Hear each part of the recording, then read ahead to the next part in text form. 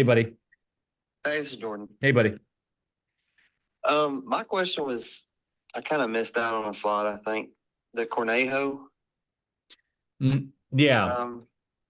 Yeah, that one I kind of got confused because a few slides down, it talked about allowing a canine officer to let another officer take over his stop as long as there was no chit chat or unnecessary delay. And then, but I thought the Cornejo one said that you couldn't do that. So I was just going to try to get that cleared up. If I'm not mistaken, that's the case where the officer took over the stop, and then the one that took it over held onto the citation after it was all done for 2 minutes. Okay. Yeah, obviously that's prohibited, right? I mean, now we're adding time, Right. Okay. Yeah, I stepped out of the room to get my DoorDash, so I missed out on that. I just wanted to clear that up. And then the guy was talking about y'all were talking about the protective sweep for the gun based on was that based on reasonable suspicion? Reasonable suspicion for armed and dangerous, right? Reasonable suspicion that the person, that there could be a weapon in that vehicle. Now, I will tell you that, look, I would like I want some specific facts personally that there could be a gun in that car or something dangerous. I don't like generalized stuff with these vehicle searches, protective sweeps, but that's what the case is. It's that if they return to the car, they can become armed and dangerous. Okay. What if they're still sitting in the car? Well, then you get them out and you pat them down because still applies. Yeah, just get them out. Okay. Yeah, absolutely. And those case laws were Michigan v. Long and US v. Sanders. Yep, Sanders was the other one that John put in there. Okay. Yep. Okay. Yeah, that answered most of my questions. Thank you. Yep, you're welcome. Okay, so Jordan is good. Okay, look, let's answer a few more questions if you guys don't mind. Hopefully, let's try to make these quick. These are some questions that came in, from the emails. Real quick, did you see? I see Baton Rouge had they got found liable for an unconstitutional policy for strip searches. Did you see that they were allowing field strip searches in the field with reasonable suspicion?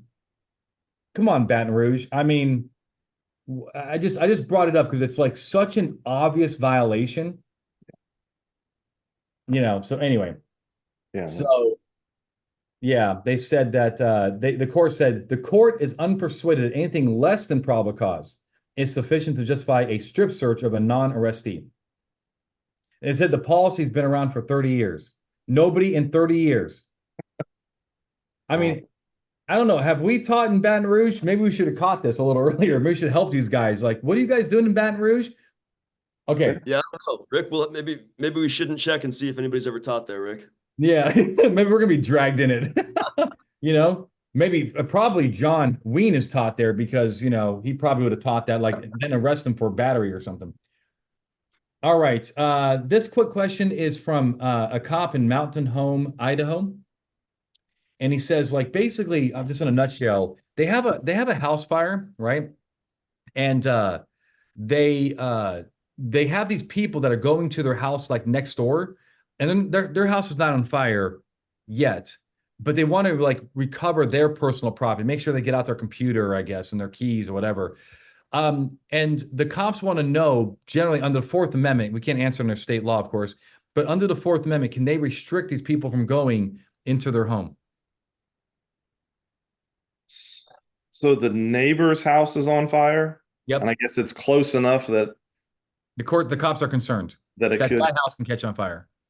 Yeah, I mean, I guess under the exigent circumstances exception, I mean, as long as the officer can articulate why he thinks it's reasonable that this house could easily catch fire. I mean, although, I mean, unless it's like starting to singe right now, why not? Yeah, why not? Why would you not let it go in there? Yeah. Yeah, especially like, for animals, right? I mean, if you did not let these people get their animals out, that's cold blood. And unless the house, just like you said, like, you can be like, no, it's imminent. Like, this thing is going down. I'm sorry, you lost your animals. But that's not what they're describing here. Yeah. They're just talking about people that just kind of want to, they're in the fire scene. You know what I'm saying, Zach? They're they're like next door, the house. Anyway, you can probably picture what's going on here. Can we make a community caretaking argument? Because they're not keep them out in the house, right? I mean, like going there and I'm like, no, I'm going to save you from yourself. Yeah, that's exactly right. Look, I think the answer is yes, but it should be objective facts that if we go in there, they can, maybe they don't know certain things. Maybe the wind is shifting and there's going to be smoke inhalation, and maybe the fire people, the firefighters are like, no, you can't let them in there because that house it can catch on fire within minutes. I don't freaking know. So these are tough. I guess one point is that these are tough decisions for cops to make. And just do your best. If you think it's a danger for the person, you're allowed to you are permitted to keep people protected from themselves or others, right?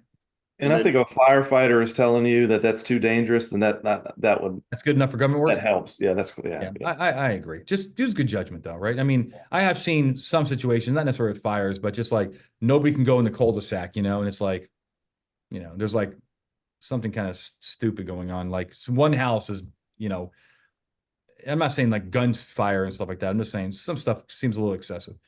Can we agree that if we don't stop them, we are not going to be exposing ourselves to liability? 'Cause No, we we're have not. Absolutely not. no affirmative constitutional duty to protect the individual. Right. We have no duty to protect them. I mean, we didn't put them in that position. No special relationship, no state created danger. Nope, we didn't start the fire.